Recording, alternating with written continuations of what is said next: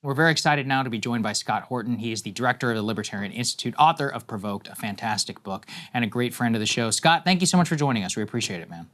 Thank you both very much for having me. Absolutely. I mean, such an expert here, is particularly what we wanted to talk about with you, Scott, is uranium enrichment, the claims of the United States, where things stand now, in particular where things may go, with these U.S. strikes on Iran. Let's start here with J.D. Vance asked specifically about the Iranian stockpile of uranium, effectively admitting that the stockpile itself was not hit and what that means for the future. We're going to play it. We're going to get your reaction. Let's take a listen. We feel very confident that the Fordo nuclear site was substantially set back, and that was our goal. The UN's atomic energy watchdog said that Iran had 900 pounds of highly enriched uranium. Do we know what has become of that? Was it destroyed in this attack? Do we know? That's a big stockpile. We're going to work in the coming weeks. Yeah, John, we're going to work in the coming weeks to ensure that we do something with that fuel. And that's one of the things that we're going to have conversations with the Iranians about. But what we know, John, is they no longer have the capacity to turn that stockpile of highly enriched uranium to weapons grade uranium. And that was really the goal here. Uranium is not that difficult to come by, John, but enriching uranium up to the point of a nuclear weapon, that is what the president put a stop to last night. Scott, can you just react to that? Because now the claim is that the stockpile itself was not destroyed, possibly for further pretext of U.S. involvement, but maybe even take the audience back a bit further as to what all of this enriched uranium stuff even means and why it really was a pretext and not a real reason for the U.S. to strike them right now. Yeah, well, that's absolutely right. So to start with the latest, they are more likely to break out toward a nuclear weapon now, which is what those of us on the anti-war side have been saying for 20 years here. What Iran has is a latent nuclear deterrent. They mastered the fuel cycle back in 2005. That is, they proved that they knew how to enrich uranium to whatever percent. Now, they need 3.6% for their electricity program, and they need a little bit of 20% for their medical isotope reactors. But otherwise, the war party has a kernel of truth when they say, and you know how they do it. They always make it a rhetorical question. Well, what do they need with all that 60% enriched uranium? Well, there's a real answer to that other than they're on their way to making nuclear weapons. Of course, they could have enriched up to 90+% all along. They enriched up to 60% as a bargaining chip to negotiate away in order to try to get the sanctions lifted and try to get the United States back in the deal. It's the same thing they did in the Obama years. And of course, it was in response to Israeli assassinations of their nuclear scientists and attacks on their personnel in Syria and things that caused them to go ahead after Trump withdrew from the deal in 2018 and go ahead and start enriching up to 20 again, and then eventually up to 60%. Now, you'll hear every hawk on every show say, oh my God, 60% uranium. And then what they're betting on is that the audience doesn't know anything about it. And what you're telling them is nuclear, scary, be afraid, and we stop the thing. Trump was asked, but Tulsi Gabbard says they weren't breaking out toward a nuclear weapon. And he said, well, I don't care what she said. They were getting close to one or something. He said, Kooky Tucker Carlson needs to understand that Iran can't have a bomb. So what's implied there heavily, of course, is that Iran was making a bomb, and that we stopped them from making a bomb. But that's just not true at all. And, I'm not trying to be, convince anyone that to be naive. As I said, it already was a latent nuclear weapons deterrent in a sense. But what it also is their civilian energy program. And, any economist could explain why it might make sense for Iran to burn their domestic supply of uranium and sell their oil on the world market if they can. And so this is, the main part of it. On the other hand, it also is just like Brazil and Germany and Japan, where they've proven they've mastered the fuel cycle and they could make atomic bombs if pushed to it. So it's sort of like saying, I have a revolver in one pocket and some bullets in the other. Let's you and me not get into a fist fight. And then that way this thing won't escalate. That's essentially been their stance our whole 21st century long here. To go back to W. Bush, he put them in the axis of evil. Just think about what a cynical lie this is, that the Ayatollah, Saddam Hussein, Osama bin Laden, and Kim Jong-il are all in on it together, working against you, right? This absolute total hoax. Well, Saddam said, my books are wide open. Here's my 12,000 page dossier. I'm not doing anything. And they just buffaloed right in there based on a bunch of lies and got it done anyway. The neoconservatives got it done. In North Korea, Bush and Bolton bullied them out of the Non-Proliferation Treaty. They went ahead and made nuclear weapons. Nobody's messed with them since. But what the supreme leader did was the supreme leader in Iran, the Ayatollah, said, here's what we're going to do. We're going to open our books wide open. We're going to stay in the NPT. We have a safeguards agreement with the IAEA, and they can verify the non-diversion of any nuclear material from our civilian program to any military purpose, which is exactly what they've done. And the only reason Obama even needed to do the deal in 2015 was because essentially the world led by Israel, or the West led by Israel, were essentially just pretending the NPT didn't exist, pretending that Iran didn't already have a safeguards agreement with the IAEA. And the Israelis were threatening an aggressive war then. And Obama felt it was necessary. And I'm not taking Obama's side. For people who don't know me, I hate the Democrats more than anyone hates the Democrats. So I'm just telling you, this is the true history of the world here. Is Obama made a deal where they would severely restrict their program. They would expand the inspections regime. And in exchange, we would lift sanctions and give them some of their own money back. That pallet of cash was money that Jimmy Carter had stolen from them during the revolution in 1979. John Kerry's just given some of that back. In exchange, they poured concrete into their Arak, that's A-R-A-K, Arak heavy water reactor. They severely restricted the number of centrifuges spinning at Natanz by, I think, 2/3.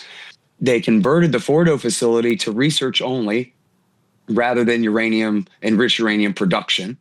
And they expanded the inspections regime where America and our allies on the UN Security Council, we have the majority. It's America, Britain, and France versus Russia and China. And unlike a normal Security Council resolution, Russia and China couldn't veto it. It was majority rules under this deal. If we want to inspect even non-nuclear sites, we can, as long as we have some plausible reason to do so and submit the request in a reasonable amount of time and so forth. There's no way that they can have a secret nuclear weapons program and then smuggle it out the back door before inspectors arrive or whatever, this kind of thing. So the deal of 2015 was engineered so that Iran, if they withdrew from the NPT, and if they kicked the inspectors out of the country and beat their chests and said, now we're making nukes, it would take them a year to make one.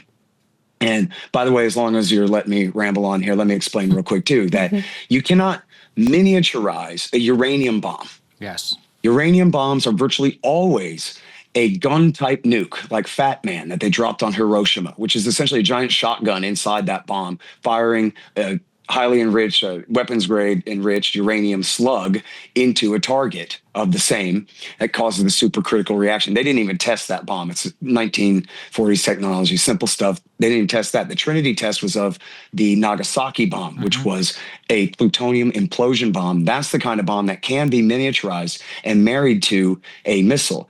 However, the Iranians have no plutonium route to the bomb, because even though they still do have one heavy water reactor at Bushehr and it produces plutonium waste, they do not have the facility required to reprocess that waste, get the impurities out to make it possible to use for weapons fuel. And under the JCPOA, which they're still in this part of it with the Russians, is that every 2 or 3 years or so, they shut down the reactor and the Russians will come and get all the plutonium waste and take it away. So their plutonium route to the bomb did not exist at all. And their uranium route to the bomb was delayed for at least 1 year. And then, as I say, at the end of that year, they would have had enough to make one bomb with, but then no way to deliver it other than slapping on the back of a flatbed truck or something like that. So it still would essentially be, the most minimum of nuclear deterrent.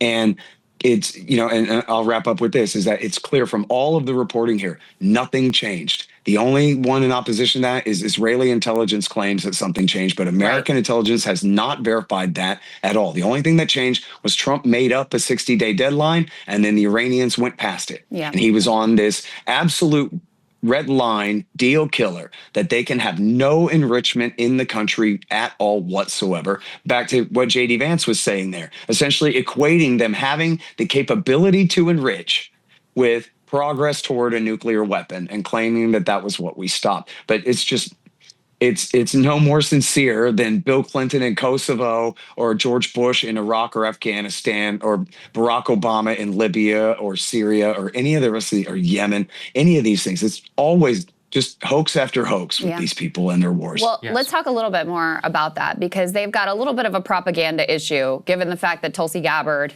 was at the end of March, came out saying very clearly the American intelligence community does not believe that Iran is pursuing a weapon. And so now we're supposed to believe, just some months later, that this is suddenly completely changed, and so much so that we need to get involved in what Trump is now admitting may be a regime change operation. And of course, we've all seen from the beginning that the nukes were pretext, and this was in fact a regime change operation. Let me get your reaction to Secretary of State Marco Rubio being pressed on this, this question of, okay, well, are they pursuing nuclear bombs, since that is your pretext? Let's go ahead and take a listen to how he responds. On a phrase you just word, weaponization ambitions.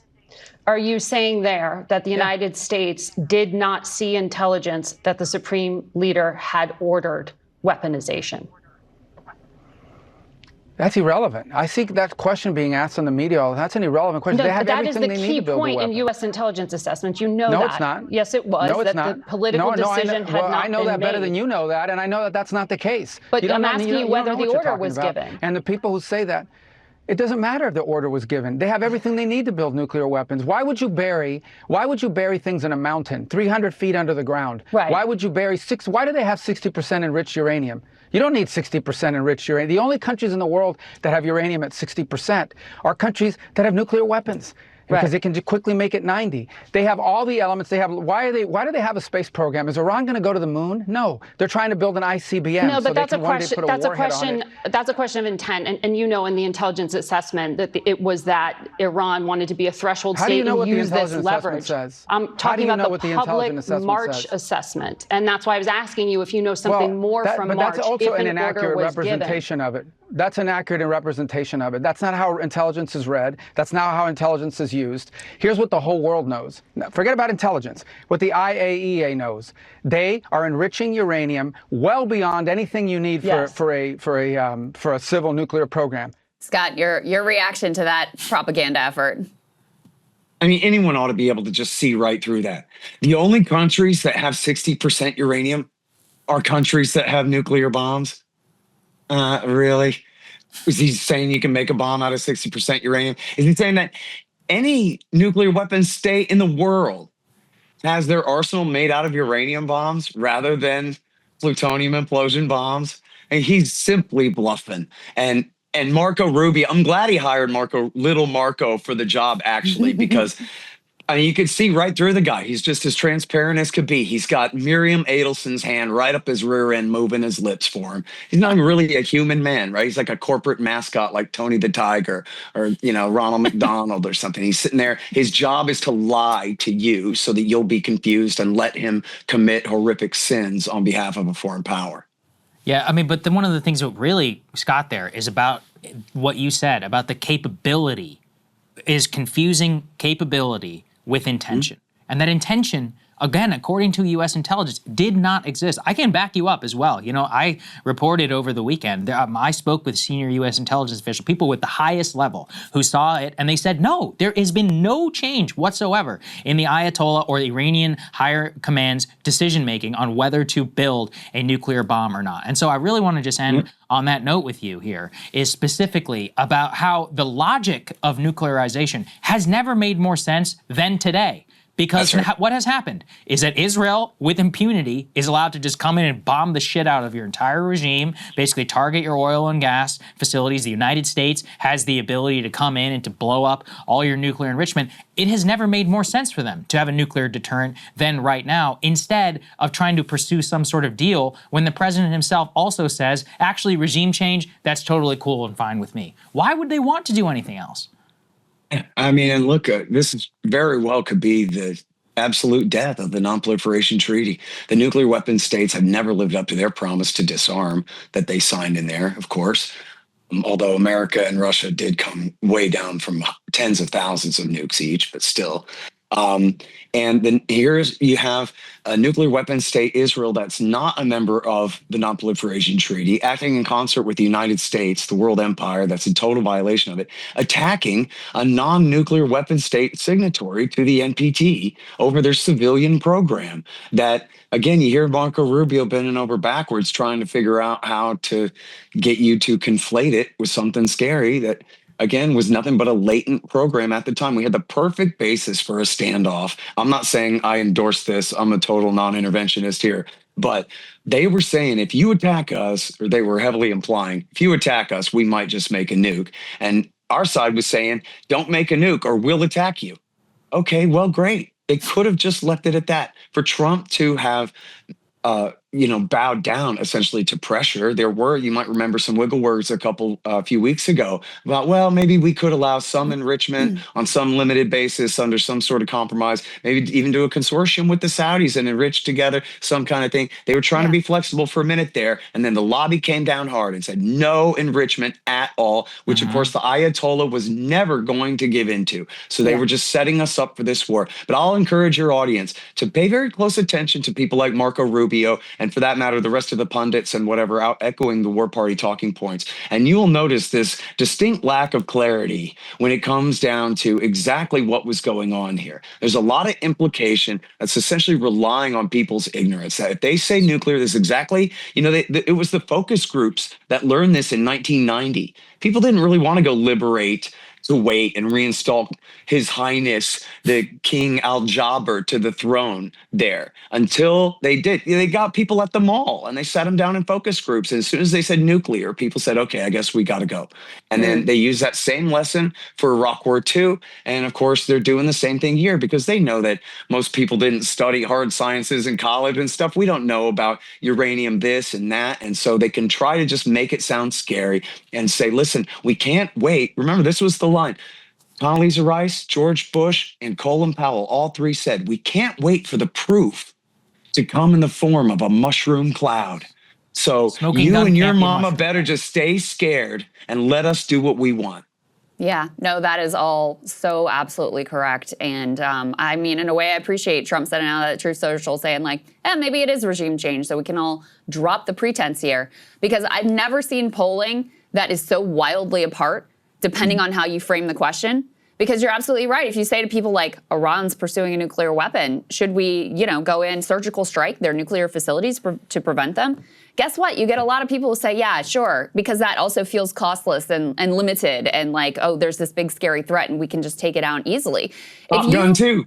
Right. If you ask people, I know one of the questions asked, should we get involved in the war between Iran and Israel? And people were like, hell no. Why would we do that? And I've yet to even see the question asked, should we get involved in a regime change war with Iran, which is, of course, what we are in at this point. But I have no doubt the polling on that would be absolutely abysmal, which is why, to your point, Scott, it matters so much how you frame these questions and how you clarify for the American people what is actually happening here and what the president has actually put us into, which is a regime change war. It is already underway. It is happening right now.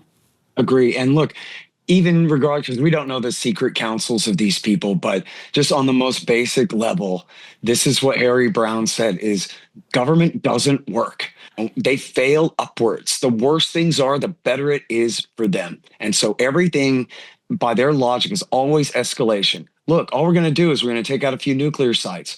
What? You're saying now they're going to break out toward a nuclear weapon? Oh boy, I guess we need to get the Americans in there because only they can get the Fordo site. Now we got America in there. And then, no, they're saying, I saw a report today, the Iranians are claiming they have a new secret base that they built under a bigger, deeper tunnel under a bigger mountain. Put that up on the screen while you're talking. Yeah, we have that report. Yeah. Like, oh, there's another one. There it is. I guess we're going to have to send in the 82nd Airborne to go in there and destroy it by hand then this time. Or we're going to have to use nuclear weapons? Probably not. But they're talking about that might be what it would take. Or you know what? I guess we're just going to have to go ahead and kill the supreme leader. I saw Benjamin Netanyahu said that would solve everything if we just killed the Ayatollah Khamenei. And can't you picture Donald Trump, same difference, buying into that one. And and going along with that. And then what? Now you got to kill every last Shiite cleric in the country to prevent one from claiming to be the supreme leader? Are you going to prop up the Aziris or the Baluchi bin Ladenites in order to keep the Shiites out? Or who's going to take charge? They're talking about parachuting in the Shah's son. Oh my God! How in the world could His anyone? Royal Highness, according to Fox News. You know, is that funny? what they're even calling him? Yes, they called him His Royal Highness. You know what's also funny? Oh, that's so it's great. not even I the love correct that. title. It's His Imperial Highness. Just for those of us who care, the Shah of Shah. I'm just saying, if we want to be correct, let's be correct. We should all start calling him my lord, like Darth Vader. My liege, yes. Yeah, I mean, I can't get over it. Scott, I said to you, I'm sorry that your expertise still continues to be so incredibly relevant, but we appreciate you taking the time to talk to us and help explain these things. No one does it better than you do. Thank you so much, both of you. Great to be with you.